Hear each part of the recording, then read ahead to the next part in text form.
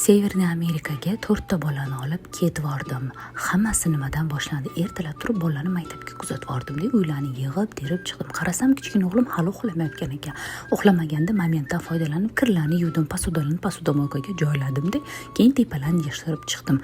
Biroq hammasini yig'ishtirgandan keyin kichkinamni uxlatib qo'ydim. Uxlab turgandan keyin ovqatlarimni pishirdim, yana uylarimni yig'dim, terdim. Bu arada xo'jayinim telefon qildilar. Men uzoqqa ketgan edim ish bilan. Meni olib keta olaysanmi dedilar. Xo'p dedim, lokatsiya tashaganlarida 3 soatlik yo'l ekan. Kechqurun bolalar soat 4 da kelish kerak edi maktabdan. Bolalarni ikkita kattadan maktabdan kelishini kutdim-da, hammasini yig'ib, terib, suvlar, kolalar, makaronlar, hamma narsani oldik-da, 4 ta bolam bilan Severniy Amerikaga yo'lga chiqib ketdik. Yo'l yurdik, yo'l yursak ham mo'l yurib, oxir xo'jayinim oldilariga yetib borib, xo'jayinimlarni olib, keyin esa yo'lda shunaqa торговый sentrga kirdik. Birpas aylandik, mazza qilib o'ynadik. Yo'ldan esa pizzalar oldik-da, keyin esa sekin mashinaga o'tirib, uyimizga ham ketdik.